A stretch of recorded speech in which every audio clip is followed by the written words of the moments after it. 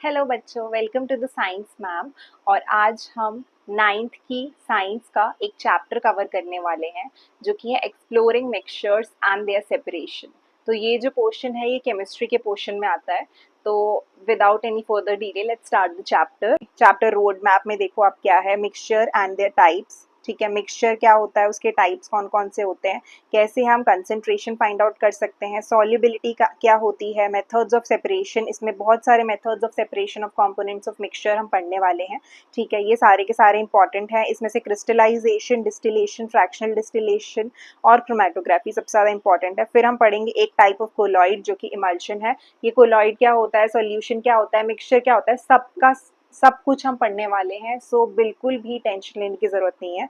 सबसे पहले स्टार्ट करते हैं विथ मिक्सचर्स। तो आप अपने सराउंडिंग में जो चीज़ें देखते हो, सपोज आप मिल्क को देखते हो, ठीक है, आप स्वीट्स खरीदते हो, ठीक है, आप सपोज वाटर आपके घर में आता है, सपोज आप जूस खरीदते हो, ठीक है, आप ऑयल खरीदते हो। सो ये सारी चीज़ें जो हैं, whether these are pure substances और they are mixtures, in terms of scientific language हम इसको डिटरमाइन करते हैं कि ये मिक्सचर कैसे है, ये प्योर सब्सटेंस कैसे है, इस बेसिस पे कि अगर वो एक तरह के सब्सटेंस से बना है, एक टाइप ऑफ मैटर से बना हुआ है, तो वो हमारा प्योर सब्सटेंस होता है। तो जब आप मार्केट में जाते हो तो आप बोलते हो कि यहाँ से मुझे प्योर स्वीट्स मिल रहे हैं, बट वो स्वीट भी एक्चुअली उस स्वीट में बहुत सारी चीज़ें डली हुई हैं, राइट। उसमें चीनी डला हुआ है, सपोज दूध की मिठाई है, सो मिल्क डला हुआ है, उसमें ड्राई फ्रूट्स डले हुए हैं। So there are various kind of things that are being added to that sweet. So इस वजह से वो प्योर सब्सटेंस की कैटेगरी में नहीं आएगा, वो आएगा मिक्सचर की कैटेगरी में। So mixtures are basically combination of two और more substances physically mix together.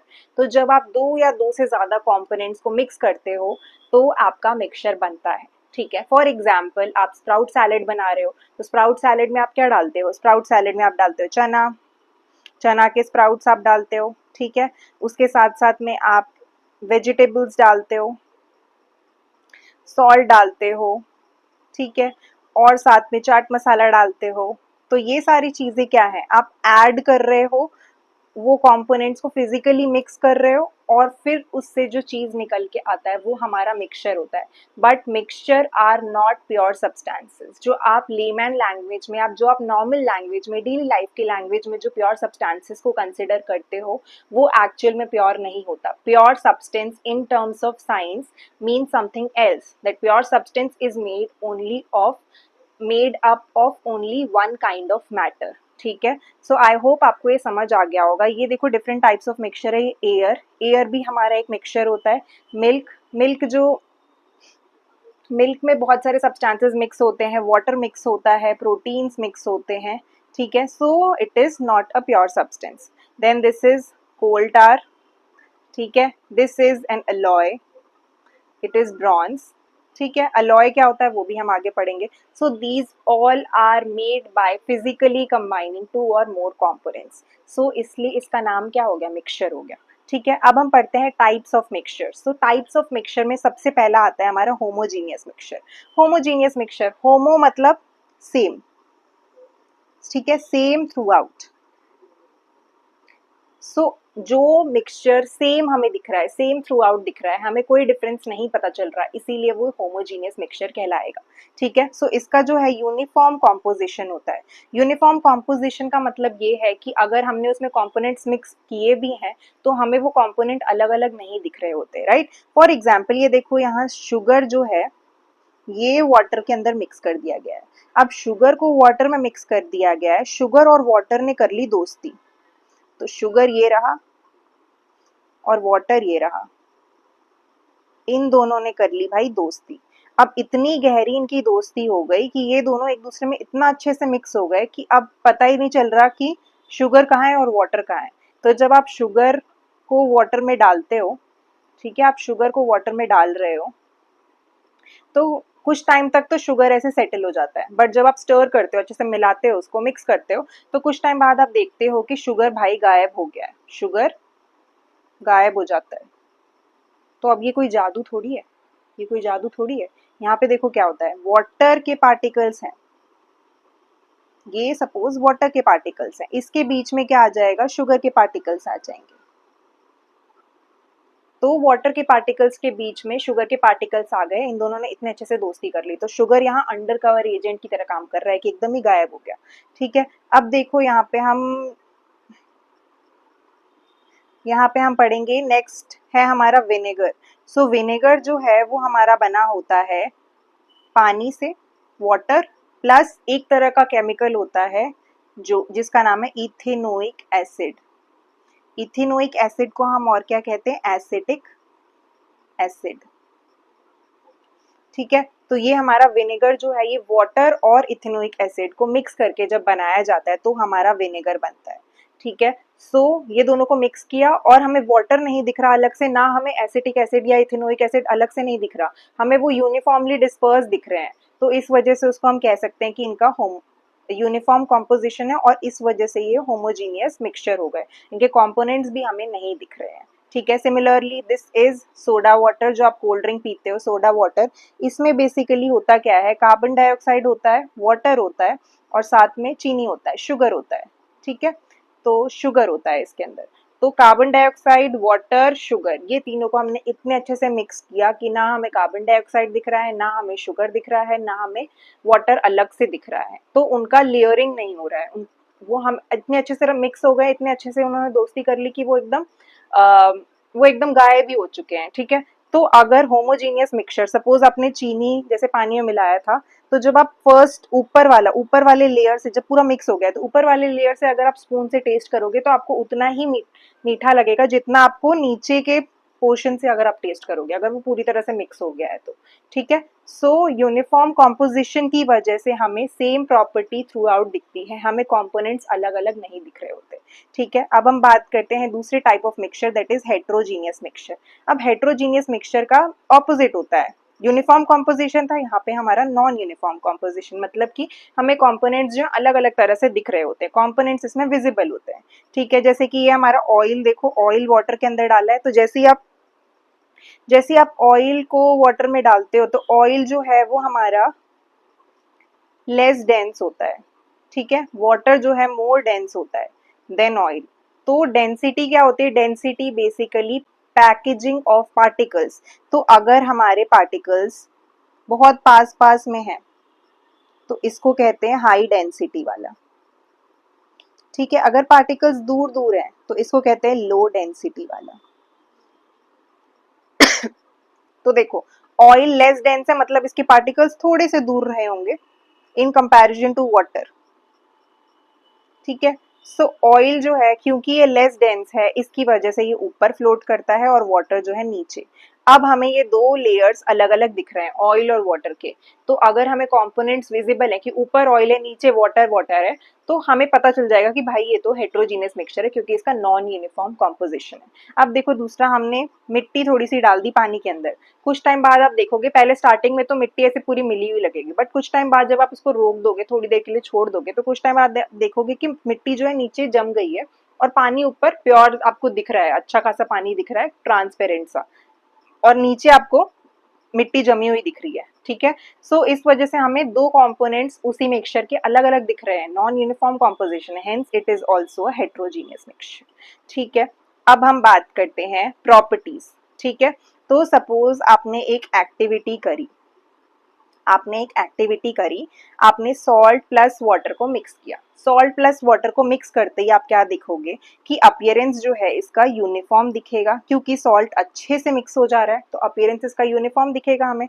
ठीक है, पार्टिकल्स क्या विजिबल होंगे, नहीं होंगे, क्यों, क्योंकि ये अच्छे से मिक्स हो जा रहे हैं, तो इनका यूनिफॉर्म कॉम्पोजिशन है, हमें अलग से सॉल्ट अलग से वाटर नहीं दिखेगा। ठीक है, लाइट पाथ विजिबल। अब ये क्या होता है भाई, light path visible. So light, अगर हमने सॉल्यूशन लिया सॉल्ट प्लस वाटर का, हम इसके थ्रू हम टॉर्च लेके आ रहे हैं और इससे हम लाइट पास कर रहे हैं। ठीक है, टॉर्च से हमने लाइट पास करी, तो क्या इसका पाथ ऑफ लाइट विजिबल होगा या नहीं होगा, सो हमें नहीं होगा। क्यों नहीं होगा, बिकॉज सॉल्ट और वाटर के पार्टिकल्स बहुत छोटे होते हैं, तो जब लाइट इससे टकराती है तो लाइट ये इतने छोटे पार्टिकल्स होते हैं कि लाइट को ये स्कैटर नहीं कर पाते। जब ये स्कैटर नहीं कर पाएंगे तो लाइट स्कैटर नहीं हो पाती, इस वजह से हमें पार्टिकल्स विजिबल नहीं होंगे। अब सेटलिंग, क्या सॉल्ट नीचे जाके सेटल हो जाता है या कुछ टाइम बाद डिसॉल्व हो जाता है? डिसॉल्व हो जाता है, राइट। सो सेटलिंग भी नहीं होगी इसके अंदर। अब देखो चॉक प्लस वाटर, चॉक को हमने वाटर में डाला तो चॉक जो ऊपर ऊपर फ्लोट कर रहा होता है, राइट। तो हमारा ये नॉन यूनिफॉर्म कॉम्पोजिशन हो गया। पार्टिकल्स विजिबल होते हैं, यस। पार्टिकल्स हमें चौक ऊपर अलग से दिख रहा होता है, वाटर नीचे दिख रहा होता है। लाइट पाथ विजिबल, तो अगर हम अच्छे से मिक्स कर दें चौक और वाटर को तो चौक के पार्टिकल्स थोड़े बड़े साइज में होते हैं, जिसकी वजह से जब ये लाइट आती है इसे टकराती है तो लाइट स्कैटर हो जाती है बाय दीज पार्टिकल्स। ठीक है, जब ये स्कैटर हो जाती है तो इस वजह से हमें लाइट पाथ जो है विजिबल होती है। Settling, yes. ठीक है, हमें वाटर जो है नीचे सेटल्ड रहता है, चॉक पाउडर ऊपर रहता है। मिल्क प्लस वाटर, अब milk plus water appearance, appearance देखो, मिल्क में हमें अलग से पानी, अलग से प्रोटीन, अलग से कार्बोहाइड्रेट, अलग से कैल्शियम, अलग से सब सारी चीजें अलग अलग से नहीं दिख रहे होते, राइट। सब कुछ सेम दिख रहा होता है। तो मिल्क के अंदर हमारा यूनिफॉर्म अपीयरेंस तो होता है मिल्क और वाटर में, बट पार्टिकल्स विजिबल यहाँ पे नहीं होते, पार्टिकल्स भी हमें नहीं दिख रहे होते। ठीक है, light path visible, but light जो है वो स्कैटर हो जाती है बाय मिल्क। तो मिल्क जो है एक अलग कैटेगरी में आता है, मिल्क जो है एक छुपा रुस्तम है। ठीक है, ये अपना तो सॉल्यूशन जैसा अपीयरेंस दिखा रहा होता है, बट ये एक्चुअली में होता एक और तरह का मिक्सचर है जो कि हमारा हेट्रोजीनस मिक्सचर के अंडर आता है, वो हमारा है कोलॉइड। ठीक है, तो यहाँ पे लाइट पाथ हमें विजिबल होती है, यस, लाइट पाथ विजिबल होगी। सेटलिंग, नो, सेटलिंग भी नहीं हो रही है इसमें। ठीक है, अब बताओ एयर होमोजीनियस है या हेट्रोजीनियस है? एयर होमोजीनियस है, हेट्रोजीनियस? यहाँ पे पॉज कर लो, 2 सेकेंड में आंसर बताओ। एयर होमोजीनियस है या हेट्रोजीनियस है? अब देखो, एयर जो है, एयर में हमें क्या कार्बन डाइऑक्साइड, क्या हमें ऑक्सीजन, क्या हमें नाइट्रोजन, क्या हमें डस्ट पार्टिकल्स, क्या हमें वाटर ड्रॉपलेट्स, वाटर वेपर, क्या हमें ये सारी चीजें दिख रही होती है एयर में? नॉर्मल एयर में जब धूल मिट्टी ज्यादा नहीं उड़ रही, नॉर्मल एयर में हमें ये सारी चीजें नहीं दिख रही होती है। ये सारी चीजें जब हमें नहीं दिख रही होती है तो कंपोनेंट्स विजिबल किसमें नहीं होते? कंपोनेंट्स विजिबल नहीं होते होमोजीनियस मिक्सचर्स में। अब सॉइल का बताओ, सॉइल में भी बताओ होमोजीनियस है या हेट्रोजीनियस है? सॉइल हमारा होता है हेट्रोजीनियस। हेट्रोजीनियस क्यों होता है? क्योंकि हमें कहीं पे जब हम ऊपर की मिट्टी देखते हैं, अब हमारी यहाँ मिट्टी की लेयर है, ठीक है, ये थोड़ी एकदम फाइन सी मिट्टी होती है, ये थोड़ी खुरदुरी सी मिट्टी होती है, फिर कुछ टाइम बाद एकदम बड़े बड़े रॉक से हमें दिख रहे होते हैं। सो सॉइल जो है वो अलग अलग लेयर्स बना रहा है, ठीक है, और हमें उसके अलग अलग पार्टिकल्स दिख रहे हैं। ठीक है, इस वजह से क्या होता है, ये हमारा हेट्रोजीनियस मिक्सचर में आ जाता है सॉइल। अब हम बात करते हैं सॉल्यूशंस। तो हमने दो तरह के मिक्सचर की बात करी, होमोजीनियस मिक्सचर और हमने बात करी हेट्रोजीनियस मिक्सचर की। ठीक है, होमोजीनियस मिक्सचर में हमें पता है कि पार्टिकल्स जो हैं वो विजिबल नहीं होते हैं। हेट्रोजीनियस में हमें पार्टिकल्स विजिबल होते हैं। Particles of what? Of components. ठीक है, तो कंपोनेंट्स के पास पार्टिकल्स हमें इसमें विजिबल नहीं है और इसमें हमें विजिबल है हेट्रोजीनियस में। तो ये हमारा होमोजीनियस मिक्सचर होता है, क्योंकि सॉल्यूशन जो है जब भी हम उसमें कंपोनेंट मिक्स करते हैं तो हमारा जब दो कंपोनेंट मिक्स होते हैं, दो कंपोनेंट अच्छे से मिक्स हो जाते हैं, उनमें अच्छे से दोस्ती हो जाती है और वो डिसअपियर हो जाते हैं दोनों कंपोनेंट्स एक दूसरे में, जिसकी वजह से हम ये नहीं पता लगा पाते कि एक कंपोनेंट कौन सा है, दूसरा कंपोनेंट कौन सा है। फॉर एग्जाम्पल, हमने सॉल्ट लिया और उसको हमने वाटर में मिक्स किया तो हमारा बन गया सॉल्ट वाटर सॉल्यूशन। हमारा बन गया सॉल्ट वाटर सॉल्यूशन। अब सॉल्ट, सॉल्ट क्या हो गया, हमने कम अमाउंट में डाला, वाटर क्या है, लार्ज अमाउंट में है। सो जो लेस अमाउंट में होता है उसको हम कहते हैं सॉल्यूट, और जो लार्ज अमाउंट में होता है उसको हम कहते हैं सॉल्वेंट। तो लार्ज अमाउंट जो भी होता है वो हमारा सॉल्वेंट होता है जनरली, और सॉल्यूट जो होता है वो हमारा लेसर इन अमाउंट होता है, वो हमारा कम अमाउंट में होता है। तो जब हम उन दोनों को मिक्स करते हैं तो components of homogeneous mixture that is solution, उसके कंपोनेंट्स कौन कौन से हो गए, सॉल्यूट और सॉल्वेंट, वो दोनों मिलके क्या बना रहे हैं, हमारा सॉल्यूशन बना रहे हैं। ठीक है, अब हमारा सॉल्यूशन तो बन गया ही है। ठीक है, अब सॉल्वेंट का काम क्या होता है, सॉल्यूट को डिसॉल्व करना। सॉल्यूट का काम क्या होता है, सॉल्वेंट में डिसॉल्व हो जाना। ठीक है, आई होप आपको सबको समझ आया होगा कि सॉल्यूट जो है वो सॉल्वेंट के अंदर डिसॉल्व हो रहा है, ठीक है, वो सॉल्वेंट के अंदर जगह ढूंढ रहा है और वो स्पेसेस ले रहा है और डिसॉल्व हो रहा है। सॉल्वेंट जो है वो उसका काम क्या है, उसको डिसॉल्व करवाना, सॉल्यूट को डिसॉल्व करवाना। तो solvent large in amount, solute less in amount, ठीक है, आई होप समझ आ गया हो। कंसेंट्रेशन ऑफ सॉल्यूशन, अब बताओ कंसेंट्रेशन इन सॉल्यूशन, तो आपने सुना होगा दो तीन तरह के term, dilute solution, concentrated solution. तो बेसिकली डाइल्यूट और कंसेंट्रेटेड हम किस वे में यूज कर रहे हैं। सो बेसिकली अगर सॉल्यूट जो है वो ज्यादा है, ठीक है, in comparison to the other solution, ठीक है, हमने दो सॉल्यूशन लिए, इसमें सपोज दोनों में हमने चीनी डाली है, इसमें हमने 1 स्पून चीनी डाली है, यहाँ वाटर है, इसमें हमने 2 स्पून चीनी डाली है। तो जिसमें सॉल्यूट ज्यादा है, किसमें सॉल्यूट ज्यादा है, इसमें ज्यादा है, तो ये हमारा हो गया कॉन्सेंट्रेटेड सॉल्यूशन, ठीक है। इस वाले में हमारा सॉल्यूट जो है वो कम है, तो ये हमारा हो गया डाइल्यूट सॉल्यूशन। तो डाइल्यूट सॉल्यूशन और कॉन्सेंट्रेटेड सॉल्यूशन ये दोनों हमारे रिलेटिव टर्म्स होते हैं, तो हम रिलेटिवली इनको यूज करते हैं। जिसमें हमारा सॉल्यूट कम होता है वो हमारा डाइल्यूट सॉल्यूशन हो गया, जिसमें हमारा सॉल्यूट ज्यादा होता है वो हमारा कॉन्सेंट्रेटेड सॉल्यूशन हो गया। आई होप इतना सबको समझ आया। कॉन्सेंट्रेशन मतलब क्या होता है कि कितना अमाउंट ऑफ सॉल्यूट एक गिवन अमाउंट ऑफ सॉल्यूशन में एडेड है, उसको हम कहते हैं concentration of solution. So amount of solute present in a given amount of solution, it is called as concentration of solution. अब ये देखो हमारा ORS है, ORS में हमारा एक fixed amount of solute add होता है, इसमें हम ऐड करते हैं शुगर, सॉल्ट, ठीक है, साथ में कुछ मिनरल्स, ठीक है, ये हमारा पाउडर बन जाता है। अब इस पाउडर को हम वाटर में मिक्स करते हैं और हमारा सॉल्यूशन बन जाता है। So given amount of solution, हमने 1 ग्लास पानी लिया, 1 ग्लास पानी में सपोज हमारा 50 ml पानी आ रहा है, ठीक है, 50 ml पानी में हमने ऐड किया सपोज 10 ग्राम ORS, ठीक है, तो इसका कंसेंट्रेशन क्या हो गया, 10 ग्राम हमारा सॉल्यूट है ORS डिवाइडेड बाय 50 ml, ठीक है, इसको हम मल्टीप्लाई कर देंगे इनटू 100, तो ये हमारा हो गया कॉन्सेंट्रेशन ऑफ सॉल्यूशन, कितना अमाउंट ऑफ सॉल्यूट कितने अमाउंट ऑफ सॉल्यूशन में एडेड है। अब ये बताओ, ये बंदा जो है, ये बंदा यूज कर रहा है पेस्टिसाइड, ये क्या यूज कर रहा है, पेस्टिसाइड। तो पेस्टिसाइड का कंसेंट्रेशन भी कुछ फिक्स होना चाहिए। पेस्टिसाइड जो है अगर उसका कॉन्सेंट्रेशन ज्यादा हो गया, अगर उसका कॉन्सेंट्रेशन ज्यादा हो गया तो बताओ हमारा प्लांट को प्रॉब्लम आएगी, प्लांट को प्रॉब्लम आएगी, प्लांट जो है वो अफेक्ट होगा, प्लांट हो सकता है कि खराब हो जाए। पेस्टिसाइड का कंसेंट्रेशन अगर बहुत कम हुआ तो पेस्ट, बहुत सारे कीड़े मकोड़े आ जाएंगे, प्लांट को खा जाएंगे, है ना, प्लांट्स को खराब कर देंगे। तो पेस्टिसाइड ना कम होना चाहिए ना ज्यादा होना चाहिए, एक फिक्स्ड कंसेंट्रेशन होना चाहिए पेस्टिसाइड्स का, ताकि हम प्लांट्स पे वो स्प्रे करें तो हमारा एक इफेक्टिव रिजल्ट आ सके, ठीक है। तो आई होप इतना सबको समझ आया होगा। अब दिलीप महालनोबिस ये एक डॉक्टर थे जिन्होंने पॉपुलराइज किया था ORS थेरेपी। तो इन्होंने बेसिकली मिलियंस ऑफ लोगों की जानें बचाई थी। बेसिकली उस टाइम पे क्या हो रहा था, डायरिया हो रहा था, लोगों को डायरिया हो रहा था, तो डायरिया की वजह से डिहाइड्रेशन कॉज हो रहा था। डायरिया में क्या होता है कि लूज मोशंस हो जाते हैं, राइट, लूज मोशन होते हैं तो साथ साथ में हमारे बहुत सारे इलेक्ट्रोलाइट्स, बहुत सारे इसेंशियल मिनरल्स हमारे बॉडी से रिलीज होते जाते हैं ना,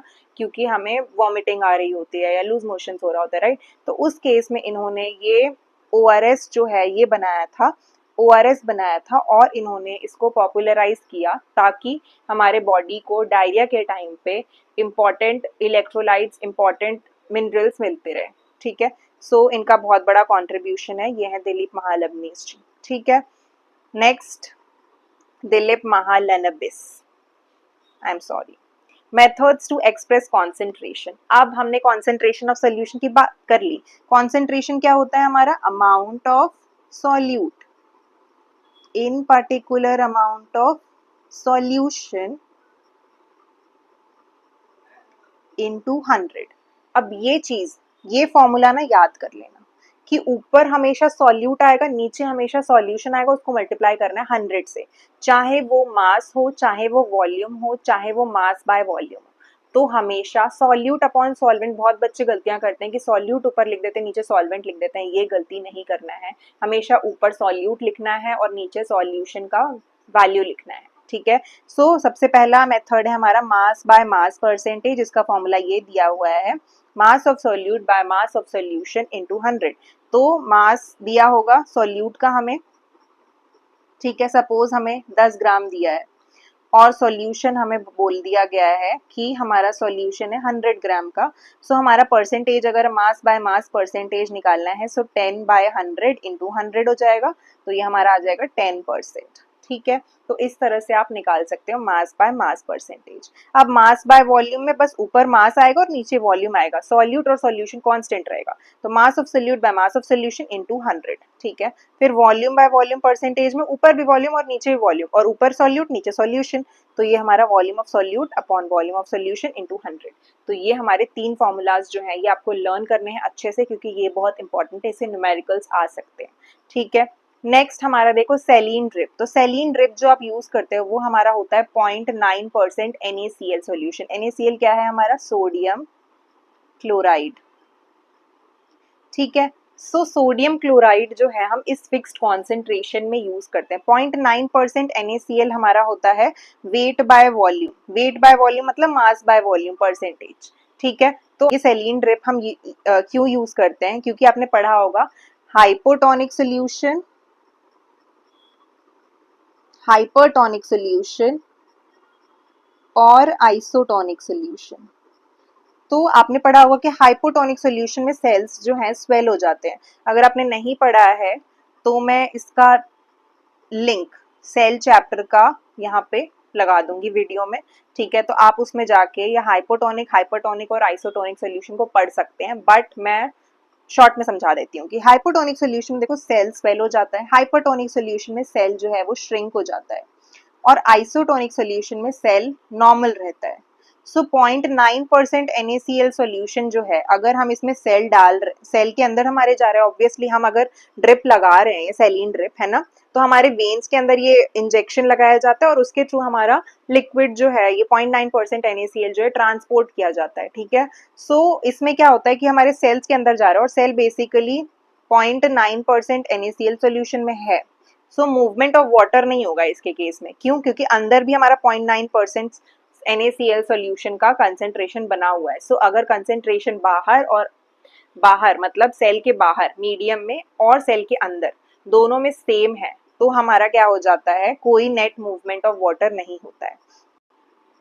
अब आ जाते हैं नेक्स्ट स्लाइड पे, जो कि है हमारे कुछ एनसीईआरटी के क्वेश्चंस, जो कि इंटेक्स्ट क्वेश्चंस है आपके एनसीईआरटी बुक में ही है। ठीक है, सो फर्स्ट क्वेश्चन है हमारा, common talcum powder contains 4% mass by mass zinc oxide. So mass by mass percentage हमें 4% दिया है, तो कोई भी आप आंसर लिखते हो सबसे पहले आपको गिवन लिखना है, mass by mass percentage 4%। How much zinc oxide is present in 300 gram of talcum powder. तो टैल्कम पाउडर जो है वो हमारा क्या काम कर रहा है, एज सॉल्यूशन, क्योंकि सॉल्यूशन जो बन चुका है वो हमारा टैल्कम पाउडर है। ठीक है, टैल्कम पाउडर हमारा 300 ग्राम है। ठीक है, सो ये हमारा हो गया मास ऑफ, आप इसको ऐसे लिखोगे, mass of solution is equal to 300 gram, और आपको निकालना क्या है, मास ऑफ सॉल्यूट, जो कि हमारा है जिंक ऑक्साइड।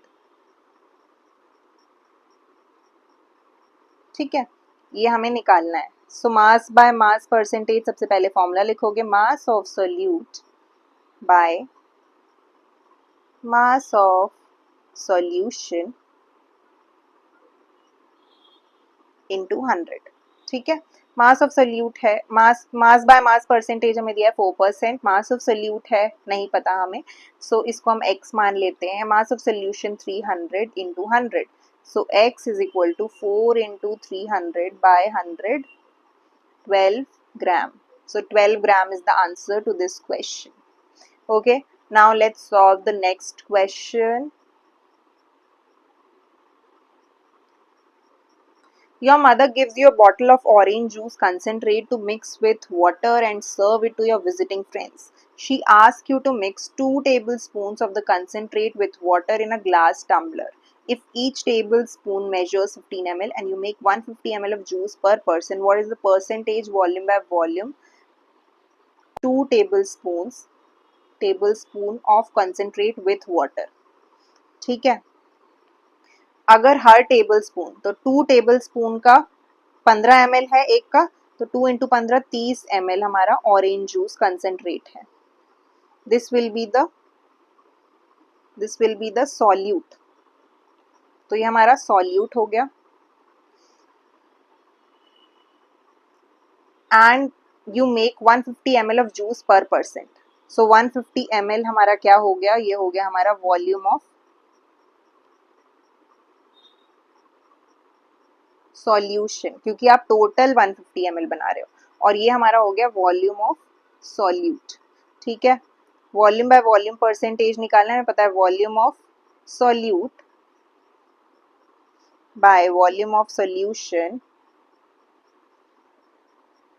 इंटू 100। ठीक है, वॉल्यूम ऑफ सॉल्यूट हमें दिया हुआ है 30 ml बाय 150 इंटू 100, 20%। ठीक है, सो ये हमारा आंसर हो गया 20%। थर्ड क्वेश्चन जो है, I think it's easy, so you will be able to solve it by yourselves. So I'll just move on to the next part. The next thing is solubility. Maximum amount of solute dissolved in 100 gram solvent at a particular temperature. So basically solution में अगर कोई चीज dissolve हो रही है, ठीक है, कितना डिजोल्व हो रही है, हम ऐड करते जा रहे हैं, और मैक्सिमम हम कितना ऐड कर सकते हैं वो solute in 100 gram of solvent. तो सॉल्वेंट का अमाउंट फिक्स्ड है, 100 ग्राम होना चाहिए, उसमें हमने कितना ऐड किया सॉल्यूट कि वो डिजोल्व हो रहा है at a particular temperature. Temperature हमारा कांस्टेंट रहना चाहिए, टेम्परेचर हम नहीं बढ़ाते। ठीक है, तब उस चीज को क्या कहते हैं, सॉल्युबिलिटी कहते हैं। फैक्टर्स जो अफेक्ट करती हैं सॉल्युबिलिटी को, टेम्परेचर, टेम्परेचर जैसे जैसे बढ़ता है, टेम्परेचर बढ़ेगा तो पार्टिकल्स के बीच में क्या होगा, स्पेस ज्यादा आ जाएगा, क्योंकि हमने पढ़ा था कि जब हम हीट प्रोवाइड करते, काइनेटिक एनर्जी पार्टिकल्स की बढ़ जाती है। जब काइनेटिक एनर्जी बढ़ जाएगी तो पार्टिकल्स एक दूसरे से दूर भागने लगेंगे, तो और सॉल्यूट पार्टिकल्स बीच में स्पेस ऑक्यूपाई कर सकते हैं। ठीक है, सो टेम्परेचर बढ़ाने से सॉल्युबिलिटी क्या हो रही है, इंक्रीज हो रही है। नेचर ऑफ सॉल्यूट पे डिपेंड करता है कि अगर सॉल्यूट डिजोल्व हो रहा है, कितना डिजोल्व हो सकता है। अगर सॉल्यूट के पार्टिकल्स बड़े हैं तो वो कम अमाउंट में ही डिजोल्व होंगे, अगर सॉल्यूट के पार्टिकल्स छोटे हैं तो वो ज्यादा अमाउंट में डिजोल्व हो सकते हैं। And the nature of solvent, तो ये 3 फैक्टर्स पे सॉल्युबिलिटी जो है वो डिपेंड करता है। अब यहाँ पे देखो एक ग्राफ दिया हुआ है, ये आपके बुक से ही है, कंपाउंड ए है और कंपाउंड बी है। क्वेश्चन क्या है ये, क्वेश्चन देखो, based on the information given in the graph, predict which of the two compounds A और B will dissolve more in a given amount of water at given temperature। तो आप देखो compound A का हम एक temperature पे value देख लेते हैं। टेम्परेचर 40 डिग्री सपोज हमने ले लिया, हमें वाई एक्सिस पे सॉल्युबिलिटी दिया है 40 डिग्री सेल्सियस पे, इसकी सॉल्युबिलिटी क्या हो गई, 40 डिग्री सेल्सियस पे इसकी सॉल्युबिलिटी होगी 50। ठीक है, 50 ग्राम पर 100 ग्राम वाटर। ठीक है, अब इसकी सॉल्युबिलिटी 40 पे ही, ये देखो कंपाउंड बी की ये आ रही है अप्रोक्सीमेटली 242 टू 243 के आसपास आ रही है ना। तो ये हमारी सॉल्युबिलिटी जो है इसकी ज्यादा है, क्योंकि उतने ही टेम्परेचर पे 40 डिग्री सेल्सियस पे इसकी सॉल्युबिलिटी ज्यादा है, इसकी सॉल्युबिलिटी कम हो गई। सो इससे हमें क्या पता चलता है, कंपाउंड ए जो है वो लेस सॉल्युबल है than compound B. So answer is compound A. ठीक है, नेक्स्ट, ट्रू और false, more sugar dissolve in hot water than in cold water. अब बताओ, क्या हम हॉट वाटर जब रखेंगे, हॉट वाटर में टेम्परेचर क्या होता है, टेम्परेचर बढ़ चुका होता है। टेम्परेचर बढ़ाने से पार्टिकल्स क्या होंगे, दूर दूर चले जाएंगे। जब ये पार्टिकल्स दूर दूर चले जाएंगे तो और शुगर जो है इसके बीच में आ सकता है। कोल्ड वाटर में क्या होगा, पार्टिकल्स ऑलरेडी पास पास होंगे वाटर के, तो शुगर जो है वो कम डिजोल्व हो पाएगा, ज्यादा शुगर नहीं डिजोल्व हो पाएगा। ठीक है, तो ये हमारा हो गया कि इट इज ट्रू। नेक्स्ट, ये देखो, ये कुछ स्टोन्स आपने देखे होंगे, चमकीले से स्टोन्स, ये सारे क्या है, क्वार्ट्ज है। ये क्या है, क्वार्ट्ज। ठीक है, क्वार्ट्ज के स्टोन्स हैं, ये कितने सुंदर लग रहे हैं ना। तो इसके बारे में हम पढ़ते हैं कि क्वार्ट्ज बनता कैसे है भाई। तो सबसे पहला मेथड ऑफ सेपरेशन, अब हम आ गए हैं method of separation of components of mixture. ठीक है, तो सबसे पहला मेथड है हमारा क्रिस्टलाइजेशन। तो क्रिस्टलाइजेशन, अगर हमारे पास कोई सॉलिड है, ठीक है, और वो सॉलिड 2 या 3 तरह के सॉलिड से मिक्स होके बना हुआ है, और हमें उनको सेपरेट करना है, तो उसके लिए हम यूज कर सकते हैं क्रिस्टलाइजेशन। या उस सॉलिड में कुछ इम्प्योरिटीज बहुत सारे डिजॉल्व हैं, बहुत सारे इम्प्योरिटीज उसके अंदर डिजॉल्व नहीं, बहुत सारे मिक्सड हैं उसके अंदर इम्प्योरिटीज, और हमें दिख नहीं रही हैं वो इम्प्योरिटीज, तो उनको निकालने के लिए भी हम क्रिस्टलाइजेशन यूज कर सकते हैं। सबसे पहले क्रिस्टलाइजेशन का स्टेप क्या होता है, सबसे पहले हम इम्प्योर सॉलिड लेंगे, उसको एक सॉल्वेंट के अंदर डालेंगे, उसको सॉल्वेंट के अंदर डालते ही क्या होगा, वो डिजॉल्व होना चाहिए। सबसे पहला चीज है कि उसका सॉल्यूशन बनना चाहिए, तो सॉल्यूशन उसका बन गया। अब हमने उसको क्या किया, हीट प्रोवाइड किया, यहाँ से हीट जैसी प्रोवाइड किया, इवेपोरेशन हुआ, यहाँ से सॉल्वेंट जो है वो बहुत सारा इवेपोरेट हो जाएगा। ठीक है, अब हम क्या करेंगे, इसको अलाउ करेंगे कि कुछ टाइम बाद ये कूल हो। जब कूल होगा तो हमें यहाँ प्योर सब्सटेंस दिखेगा, तो इसका मतलब इम्प्योरिटीज जो है इसके अंदर डिजोल्व होके हो सकता है इवेपोरेट हो गई सॉल्वेंट के साथ। जब हमने कूल किया तो हमें प्योर क्रिस्टल्स मिल गए वो सब्सटेंस के, तो जो भी हमें सब्सटेंस चाहिए वो हमें इससे मिल गया। ठीक है, सो कूल सब्सटेंस को कूल करके हम उस फिल्टर पेपर से निकाल के वो सब्सटेंस को यूज कर सकते हैं, जो भी हमें प्योर प्योर सब्सटेंस चाहिए था, राइट, तो हम उसको यूज कर सकते हैं। अब देखो दूसरी चीज, एक और एग्जाम्पल है, आपके बुक में भी दिया गया है, कॉपर सल्फेट का क्रिस्टल्स। तो कॉपर सल्फेट का क्रिस्टल बनाने के लिए सबसे पहले हम क्या लेंगे, कॉपर सल्फेट का पाउडर लेंगे, ब्लू कलर का पाउडर होता है, इसका हम सैचुरेटेड सॉल्यूशन बनाएंगे। सैचुरेटेड सॉल्यूशन मतलब क्या होता है, अब यहाँ पे दो टर्म्स आ गए, सैचुरेटेड सॉल्यूशन, एक और टर्म है अनसैचुरेटेड सॉल्यूशन, और तीसरा होता है सुपर सैचुरेटेड सॉल्यूशन। अब ये भाई अनसैचुरेटेड, सुपर सैचुरेटेड और सैचुरेटेड सॉल्यूशन क्या होता है, सैचुरेटेड सॉल्यूशन का मतलब ये होता है कि उसके अंदर maximum amount of solute dissolve हो चुका है in a particular amount of solvent. So saturated solution का डेफिनेशन क्या हो गया हमारा, maximum amount of solute dissolved in dissolved in a particular amount of solvent at a given temperature. It is very necessary कि आप ये temperature को constant रखो, अगर आप टेम्परेचर बढ़ाओगे आपको ऑब्वियसली पता है कि सॉल्युबिलिटी बढ़ जाती है।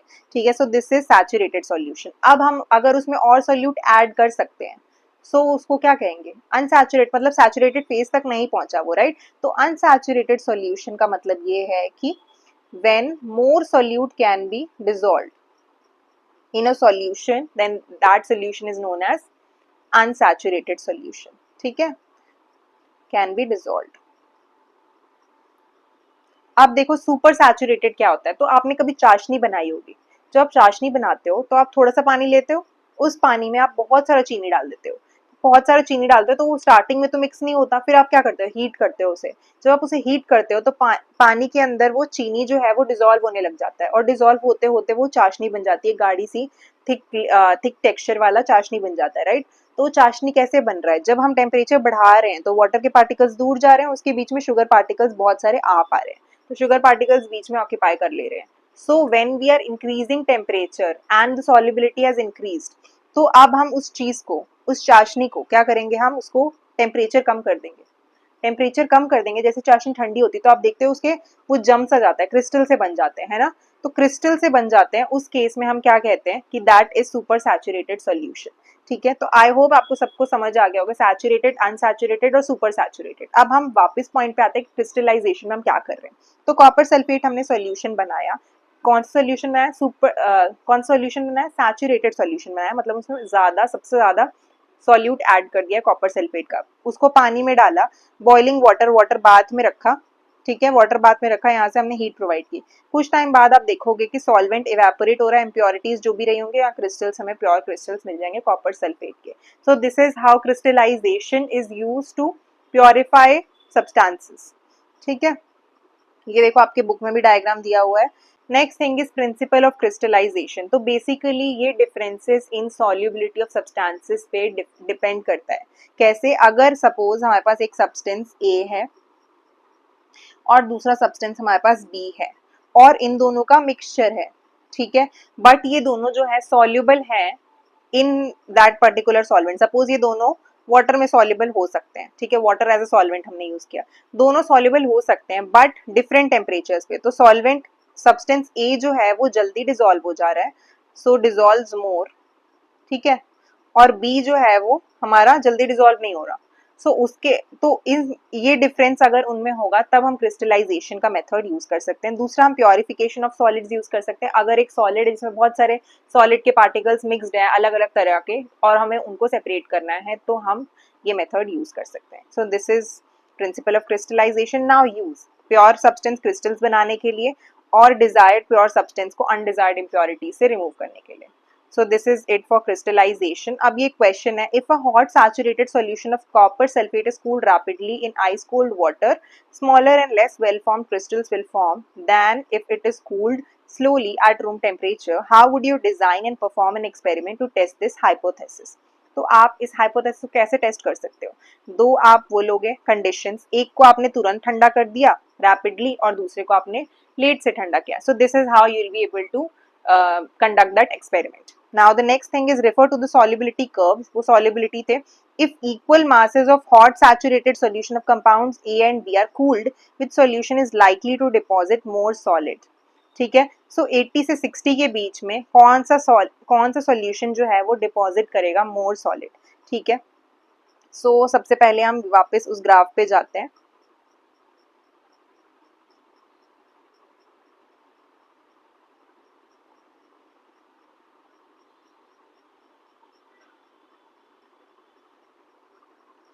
एट्टी पे देखो इसका सॉलिबिलिटी है 51 अप्रोक्सीमेटली. ठीक है. 80 पे इसी का सॉलिबिलिटी देख लेते हैं 352 अप्रोक्सीमेटली. ठीक है. 60 पे देख लेते हैं. 60 पे इसका सॉलिबिलिटी है 50.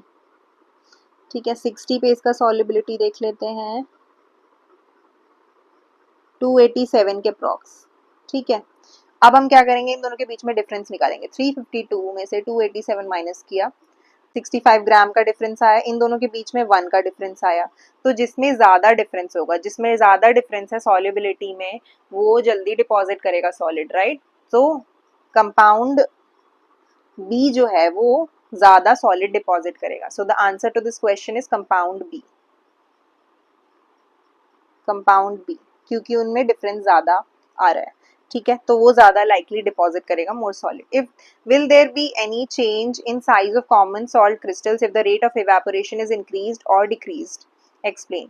अगर रेट ऑफ इवेपोरेशन हम बढ़ा रहे हैं, बहुत जल्दी जल्दी इवेपोरेशन हो रहा है, तो हमारे वेल फॉर्म क्रिस्टल्स नहीं बनेंगे. और रेट ऑफ इवेपोरेशन स्लोअर है तो वेल फॉर्म क्रिस्टल्स बनेंगे. सिमिलर टू द केस कि हमने जल्दी ठंडा कर दिया तो हमारे वेल फॉर्म क्रिस्टल्स नहीं बने, हमने आराम से ठंडा किया तो हमारे वेल फॉर्म क्रिस्टल्स बने. ठीक है. Next is sea water saturated solution and salt crystals. तो ये हमारा प्रोसेस हो गया सॉल्ट क्रिस्टल्स बनाने का. तो सी वाटर लिया, उसका हमने सैचुरेटेड सोल्यूशन बनाया, क्योंकि हम सी वाटर में ऑब्वियसली सॉल्ट बहुत ज्यादा होता है. उसका सैचुरेटेड सोल्यूशन क्या, I think super saturated solution, but हमने उसका सैचुरेटेड सोल्यूशन बनाया उसमें और पानी ऐड करके. अब हमने उसके बाद सॉल्ट क्रिस्टल्स बना दिए. ठीक है. तो ये देखो मौसमई केव है, सोहरा चेरापूंजी में है. यहाँ पे हमारा क्वार्ट्ज बनता है. क्या बनता है हमारा? क्वार्ट्ज बनाते हैं यहाँ से. ठीक है. सो क्वार्ट्ज यहीं से हम निकालते हैं. क्वार्ट्ज बेसिकली क्रिस्टलाइजेशन से ही ऑब्टेन होता है. नाउ दो कम्युनिटीज होती है. एक कम्युनिटी जो है पैंगा सॉल्ट बनाती है, दूसरी कम्युनिटी कैरकट सॉल्ट बनाती है. पैंगा सॉल्ट क्या करती है? कंसेंट्रेटेड सी ब्राइन्स, मतलब सी वाटर को लेती है, कंसेंट्रेटेड जो होते हैं कंसेंट्रेटेड सी वाटर, क्योंकि उसमें बहुत सारा सॉल्ट होता है, उसको वो बॉईल करती है. दूसरी क्या करती है? इवेपोरेशन, मतलब सी वाटर को लेती है, उसको इवेपोरेशन सीधे धूप के नीचे सिखवा देती है, तो वो इवेपोरेशन हो जाता है सी वाटर का. ठीक है. When we are doing crystallization, solvent evaporates and disappears. But if we want to keep the solvent as well, what should we do? अब हमने क्रिस्टलाइजेशन में देखो सॉल्वेंट तो इवेपोरेट हो गया है ना, बट अगर हमें उस सॉल्वेंट को भी रखना है, सॉल्वेंट इवेपोरेट हो गया, उसके अंदर हो सकता है कुछ यूजफुल मटेरियल हो, राइट. तो अगर हमने उसको भी रखना है तब हम यूज करते हैं एक दूसरा मेथड जो कि हमारा डिस्टिलेशन है. तो बेसिकली डिस्टिलेशन जो है वो हम सेपरेट कर सकते हैं सॉल्वेंट को सॉल्यूशन में से, या फिर अगर हमारे पास दो लिक्विड्स है और उनका minimum boiling point difference at least 25 degree Celsius है और ग्रेटर देन 25 डिग्री सेल्सियस है, तब हम डिस्टिलेशन मेथड यूज कर सकते हैं. अब डिस्टिलेशन में बेसिकली लिक्विड लिया हमने, उसको हमने हीट किया, वेपर बना, वेपर को कूल करके लिक्विड डिस्टिलेट बन गया. तो यहाँ पे कुछ लिक्विड में कुछ जो भी दूसरा लिक्विड रहा होगा, लिक्विड 1 + 2 रहा होगा, लिक्विड 2 सपोज हीट होके वेपर में चला गया और यहाँ पे 2 का डिस्टिलेट बन गया, तो यहाँ क्या रह गया? 1 रह गया.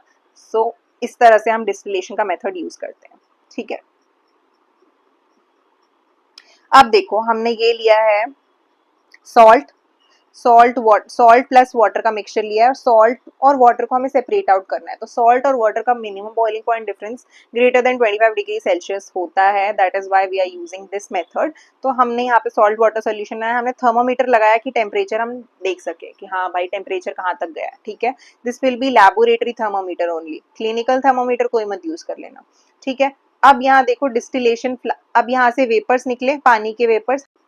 अब देखो 100 डिग्री सेल्सियस तक पहुंच गया, ये 100 डिग्री सेल्सियस तक पहुंचने के बाद वाटर जो है वेपर्स में कन्वर्ट होगा, ये कंडेंसर के थ्रू जा रहा है। कंडेंसर में क्या हो रहा है भाई, पहले तो ये उछल उछल के गया, पर वेपर जैसे ही इसके अंदर कंडेंसर में घुसा, कंडेंसर ने बोला भाई तुम ना लिक्विड फॉर्म में ही चले जाओ, ठीक है। तो लिक्विड फॉर्म में कंडेंस हो जाता है वाटर, कंडेंसर जो है वो वाटर वेपर को कन्वर्ट कर देता है इनटू वाटर अगेन, ठीक है। तो यहाँ वाटर अलग हो गया, कुछ टाइम बाद यहाँ सॉल्ट बच जाएगा। So this is how distillation works. अब देखो बॉइलिंग पॉइंट एसीटोन और वाटर का मिक्सचर है, ठीक है। एसीटोन और वाटर हमने लिया है, ये आपके बुक में एग्जांपल दिया गया है। एसीटोन और वाटर का मिक्सचर है, एसीटोन जो है भाई उसका 56 डिग्री सेल्सियस टेम्परेचर है, वाटर का हमें पता है 100 माइनस 56 अगर आप करोगे तो ये कितना आता है 44 degree Celsius, that is greater than 25 degree Celsius, 25 degree Celsius से ज्यादा है।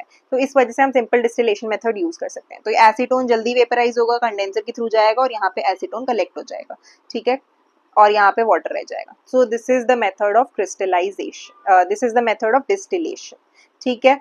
अब हमारा एक परफ्यूम इंडस्ट्री में, फ्रेग्रेंस इंडस्ट्री में भी हमारा डिस्टिलेशन का प्रोसेस जो है यूज होता है, जिसको हम कहते हैं देग भपका मेथड। ये हमारा ट्रेडिशनल डिस्टिलेशन मेथड है, कनौज में यूज किया जाता है। Kannauj is the perfume capital of India, ठीक है। यहाँ पे हम मिट्टी का इत्र बनाते हैं और ये नेचुरल फ्रेग्रेंसेस को एक्सट्रैक्ट करता है। जैसे कि देखो यहाँ पे ये एक मटका लगा हुआ है, ठीक है, यहाँ अतर, यहाँ पे हमने मिक्सचर रखा होगा कोई, ठीक है, मिक्सचर रखा। अब यहाँ से हो सकता है कुछ फ्रेग्रेंस जो है यहाँ से गया सैंडलवुड बेस ऑयल पे, भपका में अतर यहाँ पे कैप्चर हो जाता है, ठीक है। अतर यहाँ कैप्चर हो जाता है और हमें यहाँ से फ्रेग्रेंस रिलीज हो जाता है, फ्रेग्रेंस को हम स्टोर कर सकते हैं, ठीक है। सो कंडेंसर के थ्रू गया, लिक्विड फॉर्म में जाता है, लिक्विड फॉर्म में गया है, इसी वजह से हम परफ्यूम को एज लिक्विड स्टोर कर पाते हैं, ठीक है। सो ये हमारा मिट्टी का अतर जो है देखभप का मेथड, ये बहुत इंपॉर्टेंट है। Next thing is fractional distillation. तो अगर डिस्टिलेशन में minimum boiling point difference greater than 25 degree Celsius, greater than और इक्वल टू 25 डिग्री सेल्सियस होना चाहिए, बट फ्रैक्शनल डिस्टिलेशन में हम क्या करते हैं, अगर हमें 25 डिग्री सेल्सियस से भी कम बॉइलिंग पॉइंट का डिफरेंस है तो हम फ्रैक्शनल डिस्टिलेशन यूज कर सकते हैं। सो it is used for liquids with small boiling point differences, ठीक है। तो फ्रैक्शनल डिस्टिलेशन बेसिकली वो क्लासमेट्स में हो रहा होता है, जैसे दो क्लासमेट्स हैं उनकी बहुत लड़ाई हो रही है, अगर उनका ग्रुप भी बना दो ना तो वो अलग ही रहेंगे। सो फ्रैक्शनल डिस्टिलेशन जो है वही काम कर रहा है कि वो अलग ही कर रहा है लोगों को, ठीक है। सो फ्रैक्शनल डिस्टिलेशन अपने बीच में मत करना, दोस्ती बना के रखो, ठीक है। नेक्स्ट थिंग इज ये देखो, यहाँ पे हमारे कोई मिक्सचर रहा होगा, ये इधर से वेपराइज होके इधर से गया और यहाँ पे कंडेंसर में चला गया, ठीक है, और यहाँ पे जो दूसरा सब्सटेंस था वो यहाँ रह जाएगा। So this is fractional distillation method. ये हम पेट्रोलियम रिफाइनरी में भी यूज करते हैं। पेट्रोलियम रिफाइनरी में हमारे बहुत सारे पेट्रोलियम के प्रोडक्ट्स बनते हैं। तो हमारा ये क्रूड ऑयल है, यहाँ से गया फर्नेस के थ्रू, यहाँ पे बहुत सारी चीजें हमारे बन सकते हैं। पेट्रोलियम गैस, ये हमारा एलपीजी होता है, ठीक है। पेट्रोल बन सकता है जो हम यूज करते हैं व्हीकल्स में। Aviation fuel, kerosene, diesel, lubricating oil और बिटुमेन। बिटुमेन वो ब्लैक कलर का सब्सटेंस होता है जो रोड पे लगाते हैं ना, ब्लैक कलर का वो होता है ये, ठीक है। सो पेट्रोलियम रिफाइनरी से हमको क्या मिलता है, एलपीजी मिलता है, पेट्रोल मिलता है, केरोसिन मिलता है, डीजल मिलता है, लुब्रिकेटिंग ऑयल और बिटुमेन मिलता है।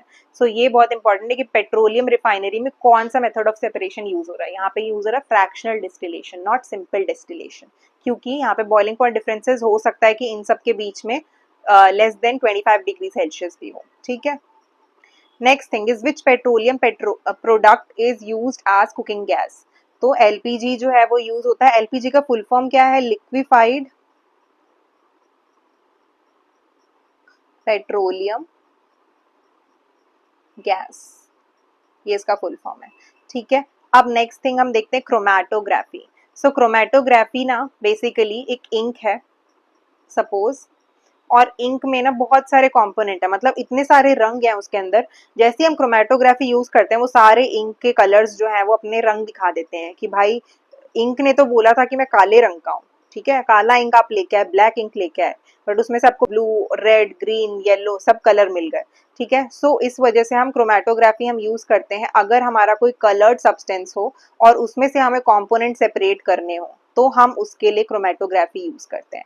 सो chroma means colour, graphein means to write, so basically it means writing with colour, ठीक है। पेपर क्रोमेटोग्राफी एक तरह का क्रोमेटोग्राफी है जिसमें हम पेपर को यूज करते हैं as a method of separation of components of that mixture that is coloured in nature, ठीक है। सो यहाँ पे सेपरेट करता है कंपोनेंट्स ऑफ अ मिक्सचर। देखो यहाँ पे हमने एक सॉल्वेंट लिया, ठीक है, इसमें हम पेपर को डिप कर रहे हैं, ठीक है। यहाँ पे हम एक लाइन ड्रॉ कर रहे हैं, लाइन हमारी हमेशा लिक्विड को टच नहीं करनी चाहिए, उसके ऊपर होना चाहिए। यहाँ पे हमने एक डॉट लगा दिया, जो भी हमने इंक का, सपोज हमें ब्लैक इंक का हमें सेपरेट करना है कंपोनेंट, जो भी कलर्ड कंपोनेंट है, तो हमने इसको ऐसे डिप कर दिया। अब इंक के बहुत सारे पार्ट्स होंगे, बहुत सारे पार्टिकल्स होंगे, इसके अंदर बहुत सारे कंपोनेंट्स होंगे, तो ब्लैक इंक हमने लिया और ब्लैक में हमारा रेड कंपोनेंट सपोज और ग्रीन कंपोनेंट, दो कंपोनेंट है सपोज, ठीक है, रेड और ग्रीन कंपोनेंट है। अब हमारा यहाँ से क्या होगा, ये सॉल्वेंट है ऑब्वियसली, ये पार्टिकल्स, ये वाटर के पार्टिकल्स जो है यहाँ से मूव करना चालू करेंगे और ये इसके कांटेक्ट में आएंगे। अब जैसे इसके कांटेक्ट में आएंगे तो इसके कंपोनेंट जो है सेपरेट हो जाएंगे। तो कोई कंपोनेंट जो है, सपोज ग्रीन वाला जो है बहुत ऊपर चला गया और रेड वाला इधर ही रह गया, ठीक है, ग्रीन वाला ऊपर चला गया, रेड वाला इधर ही रह गया। सो ये मूवमेंट हो रहा है बेसिकली डिफरेंट स्पीड पे, इसके कंपोनेंट जो है डिफरेंट स्पीड पे मूव कर रहे हैं, ठीक है। क्यों मूव कर रहे हैं, क्योंकि इनका इंटरैक्शन जो है वो पेपर के साथ कितना है, अगर वो पेपर के साथ अच्छे से चिपके हुए हैं, पेपर के साथ अच्छा खासा इंटरैक्शन है, तो ये बहुत स्लो मूव करेंगे, बट इनका पेपर के साथ इंटरैक्शन कम है तो ये जल्दी मूव करेंगे और ऊपर चले जाएंगे, ठीक है। तो जो ज्यादा ऊपर जाता है जैसे कि ग्रीन, तो उसका पेपर के साथ इंटरैक्शन अच्छा नहीं रहा होगा, और रेड वाले का इंटरैक्शन जो है ये अच्छा रहा होगा। So components move at different speeds on paper with the solvent, और ये use to separate coloured substances like ink pigments. तो यहाँ पे देखो जैसे कि आपको दिख रहा है ये बहुत सारे कंपोनेंट्स हैं, ये सेपरेट हो गए हैं, ठीक है। ये देखो ये एक ब्लैक इंक हमने यहाँ यूज किया, ब्लू इंक यूज किया, ग्रीन, ऑरेंज। तो जैसे ही आप इसको सेपरेट कर रहे हो क्रोमेटोग्राफी से, तो देखो थोड़े टाइम बाद ये ऊपर जा रहे हो, इसमें इतने सारे कलर्स हमें दिख रहे हैं, है ना। तो यहाँ हम पेपर क्रोमेटोग्राफी का मेथड यूज कर सकते हैं to separate coloured components of a mixture, ठीक है। Why do different colours move different distances on paper? इसका आंसर आपको पहले से पता है कि अगर पेपर के साथ इंटरैक्शन स्ट्रॉन्ग होगा, पेपर के साथ इंटरैक्शन स्ट्रॉन्ग होगा तो मूवमेंट स्लो होगी, बट अगर वीक होगा तो मूवमेंट फास्ट होगी। मूवमेंट फास्ट होगी मतलब स्पीड फास्ट होगी। So this is how this works, ठीक है। Next thing is state whether the following statements are true और false, also correct the false statements. Salt can be separated from a salt solution by evaporation और distillation. हमने पढ़ा था कि अभी distillation, अभी सिंपल डिस्टिलेशन में भी सॉल्ट को यूज कर सकते हैं, सॉल्यूट को हमने डिसॉल्व किया है ना सॉल्वेंट के अंदर, और वो वाटर जो इवेपोरेट होके कंडेंसर के थ्रू आके डिस्टिलेट में बन जाएगा और सॉल्ट जो है उसके अंदर रह जाएगा। तो डिस्टिलेशन भी यूज कर सकते हैं और इवेपोरेशन भी यूज कर सकते हैं। So this is true. Distillation can be used for separation of two liquids even when these have the same boiling point. No, क्योंकि distillation में mainly boiling point difference is the most important thing here. ठीक है, boiling point के बीच में difference होना ही चाहिए, होना ही होना है। Next thing is in paper chromatography the solvent level should be above the sample spot at the beginning of the experiment. तो मैंने आपको बताया था कि अगर आप कोई पेपर डिप कर रहे हो इसके अंदर, तो ये हमारा सॉल्वेंट है, तो इसका जो हम लाइन खींचते हैं इसमें, ठीक है, लाइन ड्रॉ करते हैं और उस पर स्पॉट जो लगाते हैं, सैंपल का स्पॉट, जो भी हमने इंक यूज किया या डाई यूज किया, जिसको भी हमें सेपरेट करना है, तो वो हमेशा सॉल्वेंट के ऊपर होना चाहिए, above the level of solvent. तो इसने यही बोला है, solvent level should be above the sample spot at the beginning of the experiment.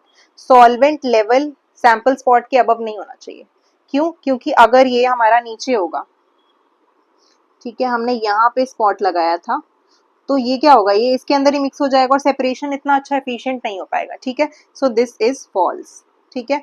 So in paper chromatography the solvent level should be below the sample spot.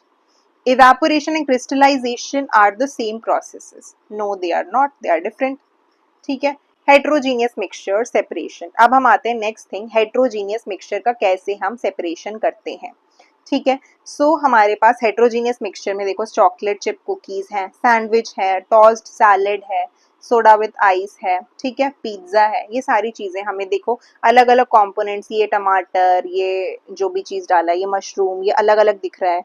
वैसे इसके अंदर latus अलग सा दिख रहा है। चॉकलेट चिप कुकीज में, cookies बोल रही हैं, चॉकलेट चिप्स जो हैं ये बिस्किट के अंदर अलग अलग दिख रहे हैं। सोडा विद आइस, जब हमने आइस इनिशियली डाला है तो आइस हमें फ्लोट करता हुआ दिख रहा है, तो ये हमें अलग सा दिख रहा है। So hence it is heterogeneous mixture. Similarly with toss salad as well. ठीक है, अब हम बात करते हैं अगर दो इमिसिबल लिक्विड्स है। मिसिबल लिक्विड्स, मिसिबल का मतलब क्या है, मिक्स हो सकते हैं। जो इमिसिबल का इम लग गया मतलब डू नॉट मिक्स। तो अगर कोई लिक्विड्स मिक्स नहीं हो रहे हैं तो उनको हम कहते हैं इमिसिबल लिक्विड्स। ठीक है, तो उसके लिए हम यूज करते हैं एक method, that is separating funnel. Separating funnel हम यूज करते हैं। सेपरेटिंग फनल कैसे यूज करते हैं, देखो ऐसा कुछ दिखता है, ये ऐसा कुछ ये कोनिकल सा होता है। इसके अंदर हमने पहले पानी डाला, इसके ऊपर हम ऑयल डाल रहे हैं। ठीक है, ऑयल डाला, फिर हमने इसको सेटअप कर दिया। ये हमारा स्टॉप कॉक लगा हुआ है। ठीक है, इसको हम जैसे ही चालू करेंगे नीचे हम बीकर लगाएंगे। नीचे पानी, ऑब्वियसली नीचे पानी रहेगा क्योंकि पानी जो है वो मोर डेंस है। तो पानी यहाँ से निकाला हमने, पानी इसके अंदर हमने निकाल लिया। ठीक है, अब हमारा पानी के बाद थोड़ा सा जो पार्ट है, जो जो लेयर हम डिफ्रेंशिएट नहीं कर पा रहे, उसको हमने डिस्कार्ड कर दिया और जो ऑयल बचा वो हमने निकाल दिया। तो ये हमने इस तरह से हम सेपरेटिंग फनल का यूज कर सकते हैं to separate two immiscible liquids. Immiscible liquids कैसे होते हैं, because there is difference in density. Because there is difference in density. Density जिसकी ज्यादा होगी वो नीचे रहेगा, डेंसिटी जिसकी कम होगी वो ऊपर रहेगा। ठीक है, इस वजह से लेयर्स बनते हैं। Why do oil and water form two layers, because there is different densities. ठीक है, what if two immiscible liquids of the same density are mixed in a separating funnel, how will the layers form. तो अगर दो immiscible liquids हैं, same density के हैं, same density के हैं और उसको हमने सेपरेटिंग फनल में रखा है, तो सेपरेटिंग फनल में अगर वो इमिसिबल है, मतलब वो कुछ ना कुछ लेयर तो बना ही रहे होंगे। अगर इमिसिबल है तो लेयर्स तो बनाएंगे, but since their density same, तो हम ये नहीं पता लगा सकते कि कौन सा लेयर ऊपर रहेगा कौन सा नीचे रहेगा, बट लेयर बनाएंगे। ठीक है, next is gaseous mixture. Gaseous mixtures वो होते हैं जिसमें एक कंपोनेंट गैस होता है और दूसरा कंपोनेंट सॉलिड हो सकता है, लिक्विड हो सकता है, या फिर वो गैस हो सकता है। ठीक है, गैस प्लस सॉलिड और लिक्विड और गैस, तो ये हमारे गैशियस मिक्सचर्स हो गए। इसमें एक कंपोनेंट गैस होना चाहिए। अब देखो रॉकेट प्रोपेलेंट, जो रॉकेट के अंदर फ्यूल यूज होता है ना, उसमें हम यूज करते हैं mixture of hydrogen and oxygen.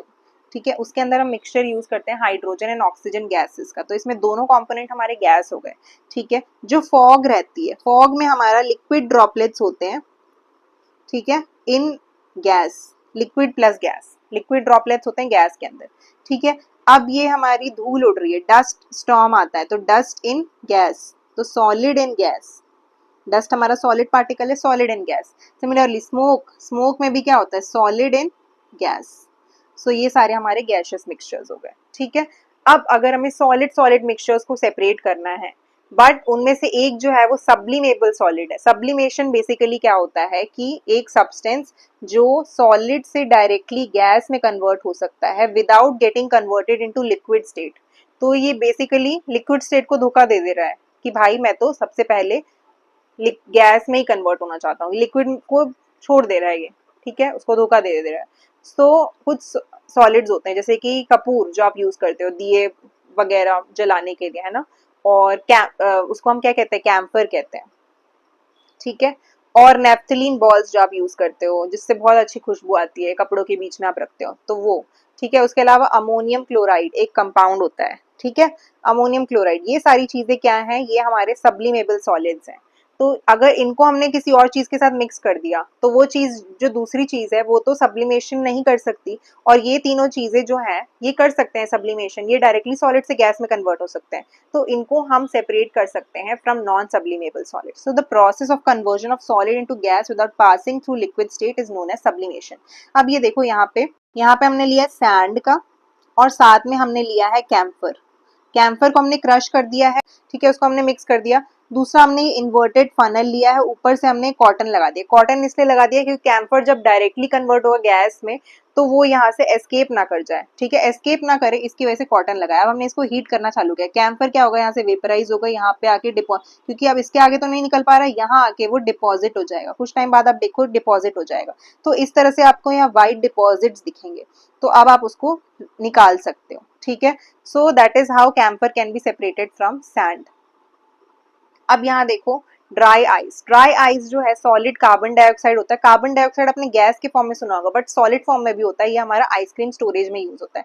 तो ये भी सब्लिमेशन अंडरगो करता है। सब्लिमेशन करके इस डायरेक्ट सॉलिड कार्बन डाइऑक्साइड जो डायरेक्ट गैस में कन्वर्ट होता है। दैट इज वाई आइसक्रीम के पास में, अगर आइसक्रीम स्टोरेज में आप देखते होगे तो उसके थ्रू गैस निकल रही होती है, कोई लिक्विड स्टेट में नहीं कन्वर्ट हो रहा होता है, ठीक है, ऐसे वेपर्स के फॉर्म में यहाँ दिख रहे होते हैं, ठीक है। Next thing is alloys. तो अलॉयज हमारे क्या होते हैं, सॉलिड सॉलिड सब्सटेंसेस के होमोजीनियस मिक्सचर्स होते हैं। तो हमने एक मेटल लिया, मेटल ए, और दूसरा मेटल लिया बी, ठीक है, इन दोनों को हमने मेल्ट कर दिया। मेल्ट करने के बाद ये लिक्विड स्टेट में आ गए। अब हमने इन दोनों को मिक्स कर दिया, ठीक है। डेफिनेट कॉम्पोजिशन नहीं होता, हम बस परसेंटेज लेते हैं। सपोज एक का 20% लिया, दूसरे का 80% लिया, इस तरह से हम मिक्स कर देते हैं उन दोनों को, तो हमारे अलॉयज बनते हैं, ठीक है। तो होमोजीनियस मिक्सचर ऑफ 2 और मोर मेटल्स और a metal and a non metal. तो एक नॉन मेटल भी हो सकता है और दूसरा मेटल भी हो सकता है, ठीक है। सो इन दोनों का मिक्सचर को हम क्या कहते हैं, अलॉयज कहते हैं। ये बेसिकली होमोजीनियस मिक्सचर होते हैं। इसमें हम अलग से मेटल नहीं दिख रहा होता है कि हाँ भाई ये जो है ये आयरन है और दूसरा जो है कॉपर है, ऐसा कुछ नहीं दिख रहा होता है हमें, ठीक है। तो इसके एग्जांपल्स आपको लर्न करने, ब्रास, इसमें 80% कॉपर होता है, 20% जिंक होता है। ब्रॉन्ज, इसमें 80% कॉपर होता है, 20% टिन होता है। स्टेनलेस स्टील, ये mixture of iron and other elements like carbon 0.03% और 0.8% क्रोमियम होता है, 16 to 18%, निकल 10 to 14% एंड मॉलिब्डेनम 2 to 3%। तो ये हमारे अलॉयज हो गए। अब हमारा एक और कैटेगरी आता है हेट्रोजीनियस मिक्सचर में, ठीक है। हमने होमोजीनियस मिक्सचर में क्या पढ़ा था, सॉल्यूशन। हेट्रोजीनियस में हमारे सस्पेंशन आता है। सस्पेंशन वो मिक्सचर्स होते हैं जिसमें पार्टिकल्स जो है मिक्स नहीं होते, बट वो सस्पेंडेड रहते हैं। कैसे सस्पेंडेड रहते हैं, क्योंकि मिक्स नहीं हो पाएंगे तो कुछ टाइम बाद जो मोर डेंस वाला होगा वो नीचे जाके सेटल हो जाएगा। मोर डेंस वाला क्या हो जाएगा, सेटल हो जाएगा, ठीक है। तो देखो यहाँ पे अनडिजॉल्व पार्टिकल्स हैं, ये यहाँ पे सेटल हो जा रहे हैं। सॉ डस्ट इन वाटर, ये भी सेटल हो जा रहे हैं। टी लीव्स इन वाटर, ये भी सेटल हो जा रहे हैं नीचे। सॉइल इन वाटर, ये भी सेटल हो जा रहा है। तो एक कंपोनेंट जो है नीचे जाके सेटल हो जा रहा है और दूसरा जो है वो ऊपर रह जा रहा है, right. Now can we separate mud from water. Muddy water लिया हमने, उसको अनडिस्टर्ब रखा। कुछ टाइम बाद हमें ये वाटर जो है क्लाउडी सा दिखेगा, ठीक है। उसको हमने फिल्टर किया, फिल्टर करने के बाद हमें पानी दिखा, ठीक है, क्लीन वाटर ऑब्टेन हो। फिल्ट्रेशन का एक जो है वो डिसएडवांटेज है कि फिल्ट्रेशन जो है वो बेसिकली होता क्यों है। फिल्ट्रेशन जो है हमारे paper, suppose this is filter paper, इसके अंदर ऐसे पोर्स होते हैं, ठीक है, पोर्स होते हैं। इसके अंदर से छोटे छोटे पार्टिकल्स तो निकल सकते हैं, है ना, छोटे छोटे पार्टिकल्स इसके अंदर से निकल सकते हैं। बड़े पार्टिकल्स को ये रोक सकता है। तो अगर बहुत बड़ा पार्टिकल है इसको ये नहीं जाने देगा, बट अगर छोटा पार्टिकल है तो इसको जाने देगा। टाइनी पार्टिकल्स तो उसके अंदर रह सकते हैं। तो दैट इज वाई फिल्ट्रेशन जो एक अच्छा मेथड नहीं है सेपरेशन का। अब आते हैं हम सेंट्रीफ्यूगेशन पे, ठीक है। तो क्योंकि फिल्ट्रेशन लार्जर पार्टिकल्स को तो रोक ले रहा था लेकिन स्मॉलर पार्टिकल्स को तो आगे जाने दे रहा था, है ना। सो इस वजह से हम एक और मेथड यूज़ करेंगे, सेंट्रीफ्यूगेशन। तो सेंट्रीफ्यूगेशन बेसिकली एक ऐसा मेथड है जिसमें हम ट्यूब में एक सब्सटेंस को रखते हैं, जो भी हमें सैंपल चाहिए, और सैंपल जो है वो अगर हमें नहीं दिख रहा होता कि इसमें ये कंपोनेंट है, कंपोनेंट 1 है और कंपोनेंट 2 है, ठीक है। अगर हमें उसके कंपोनेंट्स नहीं दिख रहे होते, उसके पार्टिकल्स इतने छोटे होते हैं कि हमें लग रहा होता है कि वो एक जैसा ही है, ठीक है, हम उसमें हम ये यूज़ करते हैं। इस ट्यूब में हम क्या डालेंगे, ये मिक्सचर को डालेंगे और उस ट्यूब को हम क्या करेंगे, गोल गोल गोल गोल गोल गोल चक्री, जैसे जैसे आप बचपन में घुमड़ी खेलते होगे, वो ऐसे ऐसे क्रॉस करके आप नहीं खेलते थे, गोल गोल गोल गोल घूमते थे, वैसे ये इसमें गोल गोल गोल गोल घुमाता है, मशीन होता है। तो इसमें बेसिकली एक फोर्स का यूज़ होता है जो कि हमारा होता है सेंट्रीफ्यूगल फोर्स का यूज़, ठीक है। तो इसमें हमारा फोर्स का यूज़ होता है सेंट्रीफ्यूगल फोर्स का। तो जब गोल गोल गोल गोल घूमते हैं ना तो हमारे दो फोर्स लगते हैं। एक हमारा लगता है सेंट्रीपीटल फोर्स, जैसे कि यहाँ पे लग रहा है अंदर की तरफ, और बाहर की तरफ हमारा लगता है सेंट्रीफ्यूगल फोर्स, ठीक है। तो जो बाहर की तरफ फोर्स लग रहा है ना, सेंट्रीफ्यूगल फोर्स, उसकी वजह से कंपोनेंट्स क्या होते हैं, सेपरेट हो जाते हैं। तो जो हैवियर पार्टिकल्स होते हैं, सेंट्रीफ्यूगेशन मशीन उसको क्या बोलता है, तू नीचे बैठ जा भाई, तो वो क्या करता है, वो नीचे बैठ जाता है। तो जो हैवियर पार्टिकल है वो नीचे बैठ गया, जो उससे थोड़ा लाइटर है वो थोड़ा ऊपर रह गया, जो उससे और लाइटर है वो थोड़ा ऊपर रह गया। तो इस तरह से हम सेंट्रीफ्यूगेशन का यूज़ कर सकते हैं कि गोल गोल गोल गोल घुमा के एक मशीन में हॉरिजॉन्टली उसको रखा है, और सेंट्रीफ्यूगल फोर्स की वजह से क्या हो रहा है, जब बहुत तेज़ स्पीड में घूम रहा है, सेंट्रीफ्यूगल फोर्स की वजह से क्या हो रहा है, वो सेपरेशन हो जा रहा है कॉम्पोनेंट्स का, और हैवियर पार्टिकल्स नीचे सेटल डाउन हो जा रहे हैं due to their increase weight and increase density. तो जो मोर डेंस वाले होंगे वो हमारे नीचे रहेंगे, बिलो। ठीक है, तो ये वाला जो है ये हमारा मोर डेंस रहा होगा, और ये वाला जो है ये हमारा लेस डेंस रहा होगा। ठीक है, तो इसके लिए हम सेंट्रीफ्यूगेशन यूज़ कर सकते हैं, जिसमें हमें फिल्ट्रेशन से भी अच्छी मदद नहीं मिल रही। ठीक है, फिल्ट्रेशन से भी अच्छा रिजल्ट चाहिए हमें, तो हम सेंट्रीफ्यूगेशन का यूज़ कर सकते हैं। ठीक है, तो हैवी पार्टिकल्स जो है इसमें सेटल डाउन हो जा रहे हैं। तो ब्लड टेस्ट हम कराने जाते हैं, तो जब हम ब्लड टेस्ट कराने जाते हैं, हमारे ब्लड में बहुत सारे कॉम्पोनेंट्स होते हैं। एक हमारा प्लाज्मा होता है, ठीक है, हमारे ब्लड सेल्स होते हैं। ब्लड सेल्स में हमारे कुछ सेल्स होते हैं आरबीसीज, रेड ब्लड सेल, और दूसरे सेल्स होते हैं हमारे डब्ल्यूबीसीज। ठीक है, और हमारे एक और होते हैं प्लेटलेट्स। ठीक है, तो ये ब्लड सेल्स और प्लाज्मा को सेपरेट आउट कर देता है। तो ब्लड सेपरेशन के लिए हम सेंट्रीफ्यूगेशन मेथड का यूज कर सकते हैं। जैसे कि आपको दिख रहा है, ये देखो ब्लड है, ये प्लाज्मा है, प्लाज्मा जो है ये ऊपर रह गया, बीच में देखो व्हाइट ब्लड सेल है, रेड ब्लड सेल सबसे ज़्यादा हैवी है तो ये सबसे नीचे जा रहा है। ठीक है, तो आफ्टर सेंट्रीफ्यूगेशन आपको दिख रहा है कि रेड ब्लड सेल नीचे जा रहे हैं और प्लाज्मा ऊपर रह रहा है। ठीक है, this is how centrifugation work for separation of blood components. अब देखो पेपर फ्यूज, पेपर फ्यूज क्या होता है, एक सर्कुलर सा पेपर काटा हमने, ठीक है, बीच में हमने एक वो थ्रेड बांध दिया। थ्रेड जो होना चाहिए वो इलास्टिक थ्रेड होना चाहिए। ठीक है, इलास्टिक थ्रेड होना चाहिए। एक पेपर हमने ऐसे काटा और बीच में हमने ऐसे सर्कल किया, यहाँ पे हमने सैंपल रख दिया, और यहाँ पे हमने इलास्टिक ऐसे छेद किया, और यहाँ पे इलास्टिक थ्रेड से हमने कनेक्ट कर दिया, और हम इसको ऐसे गोल गोल गोल गोल तेज़ घुमाते रहेंगे। तो हमने जो सैंपल लिया है ना, यहाँ पे वो सैंपल जो है वो सेपरेट हो जाएगा। तो उसकी वजह से हम इसमें क्या यूज़ कर रहे हैं, पेपर फ्यूज। एक बेसिकली हम एक नॉर्मल मेथड से, हम मैनुअल मेथड से हम इसको यूज़ कर सकते हैं। नेक्स्ट देखते हैं कोगुलेशन। ठीक है, तो कोगुलेशन क्या होता है, कोगुलेशन बेसिकली क्लम्पिंग होता है। जब हमारे फाइन पार्टिकल्स होंगे उसको क्लम्पिंग हो जाएगी ना, तो उसको हम कहते हैं कोगुलेशन। ठीक है, तो जैसे यहाँ पे फाइन पार्टिकल्स हैं वो क्लम्प हो जा रहे हैं, एक साथ आ जा रहे हैं। पार्टिकल्स बहुत सेपरेटेड थे, उसमें हमने कुछ ऐसा एजेंट डाला, कोगुलेटिंग एजेंट डाला, जिसकी वजह से वो साथ में आ गए, क्लम्प हो गए। ठीक है, तो ये वाटर प्योरिफिकेशन में मदद करता है। कैसे, एलम जो है, फिटकरी जो है, एलम फिटकरी, इसको हम यूज़ कर सकते हैं एज अ कोगुलेटिंग एजेंट। ठीक है, तो हमने एक पानी लिया, पानी में हमने मड डाला। ठीक है, मड को अगर हमें सेपरेट करना है, मड में बहुत सारे फाइन पार्टिकल्स होंगे, इसमें हमने एलम डाला, फिटकरी डाला और उसको अच्छे से मिलाया। तो फिटकरी क्या करेगा, ये कोगुलेटिंग एजेंट का तरह काम करेगा, और ये सारे सॉइल के पार्टिकल्स को एक साथ क्लम्प कर देगा, जिसकी वजह से सॉइल पार्टिकल्स जो है यहाँ पे सेटल हो जाएंगे, तो यहाँ पे इम्प्योरिटीज़ जो है वो सेटल हो जाएंगी। तो इस तरह से हमारा कोगुलेशन मेथड जो है ये वर्क करता है।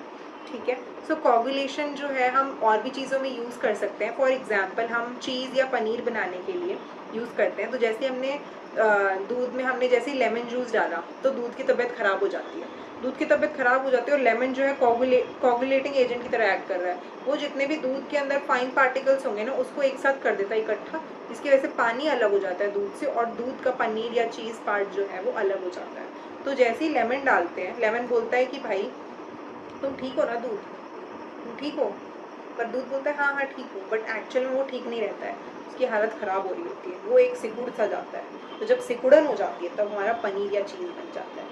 ठीक है, नेक्स्ट थिंग इज कोलॉइड्स। अब ये कोलॉइड्स जो है ये भी एक तरह के हमारे हेट्रोजीनियस मिक्सचर होते हैं। तो होमोजीनियस मिक्सचर में हमने बात करी सॉल्यूशन की, हेट्रोजीनियस में हमने बात करी एक सस्पेंशन की, जिसमें सस्पेंड हो जाते हैं पार्टिकल्स।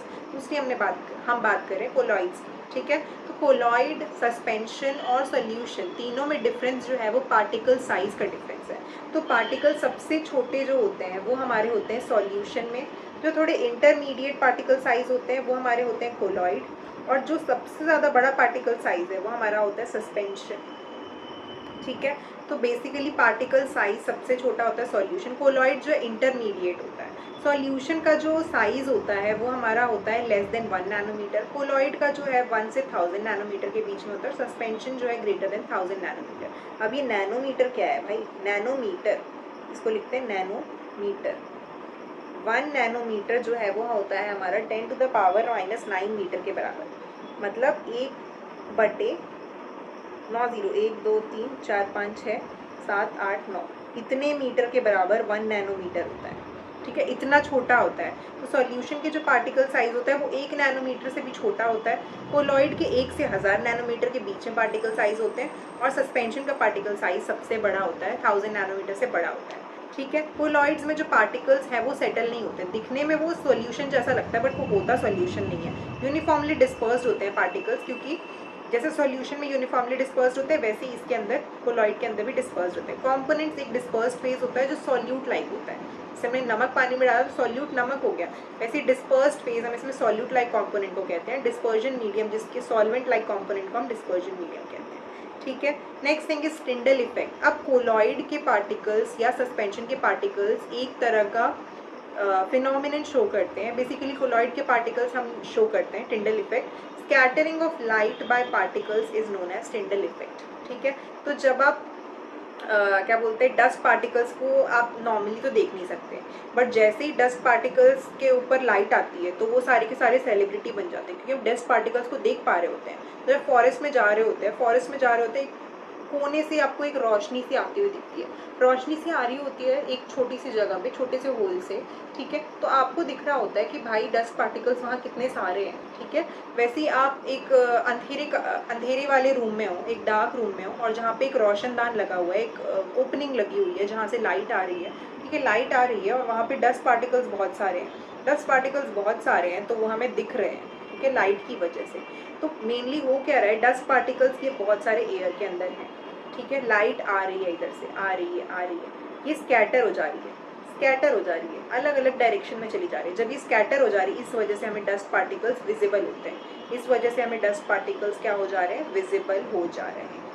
सो इस फेनोमिनन को हम कहते हैं टिंडल इफेक्ट। तो जब आप ये डेंस कैनोपी कह रहे, डेंस फॉरेस्ट में देख रहे हो तो डस्ट पार्टिकल्स यहाँ से दिख रहे हैं। जब आप स्टेडियम में जाते हो, स्टेडियम में बहुत सारी लाइट्स लगी होती है, तो उसकी वजह से हमें डस्ट पार्टिकल्स दिख रहे होते थे, छोटे छोटे, ये हमें इस वजह से ही दिख रहे होते हैं। फ्लैश लाइट्स इतने सारे लगे होते हैं ना उधर, इस वजह से हमें टिंडल इफेक्ट शो हो रहा होता है। ठीक है, नेक्स्ट थिंग है हमारा इमल्शन। तो इमल्शन बेसिकली एक तरह का कोलॉइड है। कोलॉइड कैसे है, वो लिक्विड और लिक्विड का बना होता है, दो लिक्विड के components, liquid plus liquid, but वो दोनों मिक्स नहीं हो रहे हैं, इममिसिबल लिक्विड्स होते हैं। ठीक है, इममिसिबल लिक्विड्स होते हैं, बट हम उसमें क्या डाल देते हैं, इमल्सीफाइंग एजेंट डाल देते हैं। जैसे हम उसमें इमल्सीफाइंग एजेंट डालेंगे तो वो क्या हो जाएगा, मिक्स हो जाएगा। जैसे कि हमारा ऑयल और वाटर का मिक्सचर था, वो ऐसे तो सस्पेंशन का काम कर रहा था, ऐसे तो हेट्रोजीनियस मिक्सचर था। ठीक है, बट जैसे ही हमने उसमें इमल्सीफाइंग एजेंट डाला तो ऑयल और वाटर मिक्स हो गए, तब हमारा लिक्विड मिक्सचर बन जाता है। लिक्विड मिक्सचर कोलॉइड के अंदर, तो वो हमारा इमल्शन हो जाता है। ठीक है, tiny droplets of one liquid is dispersed in another liquid. ठीक है, एग्जाम्पल इसके ऑयल इन वाटर के अंदर हमने ऑयल डाला, तो अगर टाइनी ड्रॉपलेट्स हैं उसको हमने अच्छे से मिक्स किया तो कुछ टाइम बाद आप देखते हो कि कुछ क्रीमी सा टेक्सचर बन जाता है ना। बटर और मिल्क को एक साथ हम मिक्स करेंगे तो हमारा इमल्शन बना देगा, अच्छे से मिक्स करेंगे। ठीक है, liquids do not mix but an emulsifier keeps them mix. तो इमल्सीफायर या इमल्सीफाइंग एजेंट हम उसमें डाल रहे हैं तभी वो मिक्स हो रहे हैं, ये चीज़ हमेशा याद रखना। ठीक है, एग्जाम्पल इसके oil in water emulsion and water in oil emulsion. इसके एग्जाम्पल्स है मिल्क, गार्निशिंग क्रीम, सब medicine, butter, cold cream, body lotion. तो ये एग्जाम्पल्स आपको याद रखने हैं। इमल्शन क्या होता है ये याद रखना इंपॉर्टेंट है। ठीक है, नेक्स्ट थिंग देखो, अब हमने सारी चीज़ें बात कर ली, अब हम बात करते हैं प्रॉपर्टीज़ की। नेचर होमोजीनियस होता है, हेट्रोजीनियस, सॉल्यूशन होमोजीनियस होते हैं। ठीक है, सस्पेंशन हेट्रोजीनियस होते हैं, कोलॉइड भी हेट्रोजीनियस होते हैं। पार्टिकल साइज इसका सबसे स्मॉलेस्ट होता है, आपको पार्टिकल साइज भी पता है, तो लेस देन 1 नैनोमीटर। सस्पेंशन का ग्रेटर देन 1000 नैनोमीटर। कोलॉइड का 1 to 1000 नैनोमीटर, मॉडरेट होता है। विजिबिलिटी देखो, सॉल्यूशन के पार्टिकल्स की नहीं होती, सस्पेंशन की होती है, कोलॉइड के पार्टिकल्स की भी नहीं होती है, कि हमें कंपोनेंट्स नहीं दिख रहे होते हैं। सेपरेशन बाय फिल्ट्रेशन, सॉल्यूशन के पार्टिकल्स को हम नहीं सेपरेट कर सकते, सस्पेंशन के पार्टिकल्स को कर सकते, कोलॉइड को भी नहीं सेपरेट कर सकते। सेटलिंग सॉल्यूशन में नहीं होती है, सस्पेंशन में होती है, कोलॉइड में भी नहीं होती है। टिंडल इफेक्ट सॉल्यूशन नहीं शो करता क्योंकि उसके पार्टिकल्स बहुत छोटे हैं, इतने छोटे हैं कि वो लाइट को स्कैटर नहीं कर पा रहे। सस्पेंशन के पार्टिकल्स टिंडल इफेक्ट शो करते हैं, कोलॉइड के पार्टिकल्स भी शो करते हैं। So this is it. Now अब हम रिवाइज कर लेते हैं चैप्टर को पूरे अच्छे तरह से। हमने टाइप्स ऑफ मिक्सचर्स पढ़ा, homogeneous and heterogeneous mixture, solution solute plus solvent से मिलकर बना होता है, concentration amount of solute in solution, ठीक है। नेक्स्ट सेपरेशन टेक्निक्स हमने पढ़ी, फिल्ट्रेशन में हम क्या यूज़ कर सकते, किस लिए यूज़ कर सकते हैं, अगर हमें इनसॉल्युबल सॉलिड्स को लिक्विड से निकालना है तो हम फिल्ट्रेशन यूज़ करेंगे। क्रिस्टलाइजेशन, अगर हमें प्योर सॉलिड को सॉल्यूशन से निकालना है तो हम क्रिस्टलाइजेशन यूज़ करेंगे। डिस्टिलेशन, अगर हमें सॉल्वेंट को रिकवर करना है या लिक्विड्स को सेपरेट करना है तो हम डिस्टिलेशन यूज़ करेंगे। फ्रैक्शनल डिस्टिलेशन हम कब यूज़ करेंगे, जब हमारे पास दो मिसेबल लिक्विड्स होंगे, दो लिक्विड्स जो मिक्स हो सकते हैं बट उनका बॉइलिंग पॉइंट डिफरेंस जो है वो बहुत कम होगा। क्रोमैटोग्राफी, क्रोमैटोग्राफी हम कलर्स या कंपोनेंट्स को सेपरेट करने के लिए, कलर्ड कंपोनेंट्स को सेपरेट करने के लिए बेसिकली क्रोमैटोग्राफी यूज़ करते हैं, ठीक है। नेक्स्ट सेपरेटिंग फनल, अगर दो इमिसिबल लिक्विड्स हैं तो उसके लिए, जो मिक्स नहीं होते उसके लिए हम यूज़ कर सकते हैं सेपरेटिंग फनल। सब्लिमेशन, अगर कोई कंपोनेंट है जो सॉलिड से डायरेक्टली गैस में कन्वर्ट हो सकता है तो उस कंपोनेंट के लिए हम सब्लिमेशन यूज़ कर सकते हैं जो कि मिक्स्ड है विद अनदर कंपोनेंट जो सब्लिमेबल नहीं है, ठीक है। Centrifugation, separate components by density, जिसकी ज़्यादा डेंसिटी होगी वो क्या होगा, सेटल्ड हो जाएगा नीचे, और जिसकी लो डेंसिटी होगी वो ऊपर रह जाएगा। कोगुलेशन, कोगुलेशन सस्पेंडेड पार्टिकल्स को क्लम्प कर देता है, एक साथ जोड़ देता है, ठीक है।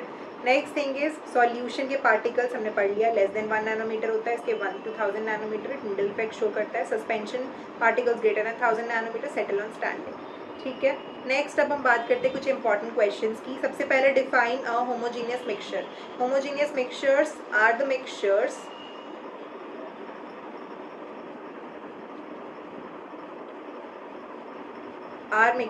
whose components are not visible and have uniform composition. Define solubility, maximum amount of solute that can be dissolved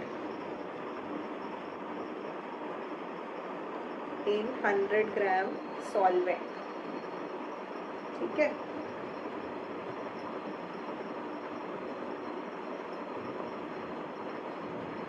Next thing, what is Tyndall effect? Scattering of light by particles is known as Tyndall effect. Name the apparatus used to separate oil in water. हमें पता है separating funnel. Which method is used to separate blood components? It is centrifugation. Next thing, explain why sand can be separated from water by filtration. Because sand particles are large enough that they don't pass through filter paper. Okay, ये इसका reason है। You write the whole statement, कि बच्चे क्या गलती करते हैं कि वो पूरा स्टेटमेंट नहीं लिखते, इसकी वजह से उनको मार्क्स कट जाते हैं, तो पूरा अच्छे से स्टेटमेंट लिखना है। Write any 2 uses of crystallisation. तो crystallization basically impure solids mixture को सेपरेट करने के लिए, उसके अलावा सॉल्यूट फ्रॉम सॉल्यूशन को सेपरेट करने के लिए यूज़ कर सकते हैं, ठीक है। Why is chromatography use to separate coloured components of a mixture, ठीक है। Differentiate between solution, colloid and suspension, इसका मैंने आपको टेबल दे रखा है। Explain the process of distillation with a label diagram, तो इसमें आपको डायग्राम बनाना है, साथ साथ में आपको प्रोसेस ऑफ डिस्टिलेशन भी एक्सप्लेन करना है। प्रोसेस ऑफ डिस्टिलेशन में आप क्या लिखोगे कि you have taken a mixture of solute and solvent or 2 miscible liquids, and then you are heating it. When you are heating it, the minimum boiling point difference should be greater than 25 degrees Celsius between the 2 liquids, and one liquid will be passing through the condenser, that will be getting condensed, and then it will be taken out as distillate. The other liquid that has not reached its boiling point will be separated from that liquid. So that is the process of distillation. उसके बाद आप label diagram से explain कर सकते हो। What is coagulation? Coagulation is basically a process by which particles, suspended particles clump together. ठीक है, explain with an example. इसमें एग्जाम्पल आप लेमन या विनेगर का यूज़ करते हो और जब आप मिल्क में डालते हो, पनीर बनाते हो, चीज़ बनाते हो, ठीक है। या फिर आप यूज़ कर सकते हो आप ये भी एग्जाम्पल देते हो कि आप एलम फिटकरी जो है वो आप यूज़ करते हो इन वाटर प्योरिफिकेशन, क्योंकि वो सैंड पार्टिकल्स को प्लम्प कर देता है। Explain the principle of chromatography. It depends on the speed of the components of the mixture.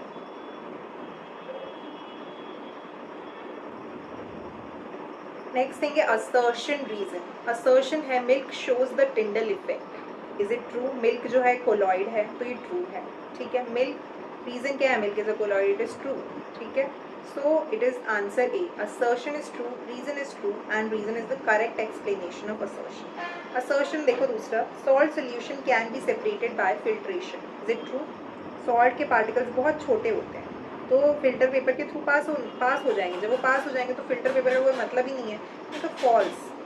Salt particles are dissolved in water. It is true. Assertion is false and reason is true. Why does a beam of sunlight become visible in a dusty room? Because of Tyndall effect. तो Tyndall effect को आप पूरा explain करोगे. That is the answer of this question. Why is blood separated by centrifugation instead of filtration? Because we cannot see the components of blood, and since the particles are so small that they pass through the filter paper and we are not able to separate that. Why do milk and water appear uniform even though milk is a colloid? ठीक है, milk एक colloid है but milk और water uniform दिखते हैं। कैसे? क्योंकि water के पार्टिकल्स जो हैं वो इवनली डिस्पर्स्ड हो जाते हैं थ्रू आउट मिल्क, ठीक है। वाटर और मिल्क अच्छे से दोस्ती कर लेते हैं और अच्छे से मिक्स हो जाते हैं, इसकी वजह से हमें यूनिफॉर्म कॉम्पोजिशन देखने को मिलता है, ठीक है। So that's it for this session. I hope you liked it. If you liked it, you can like, share and subscribe the video. And I hope कि आप सबको बहुत हेल्प मिली होगी इस वीडियो से। Thank you everyone. Bye.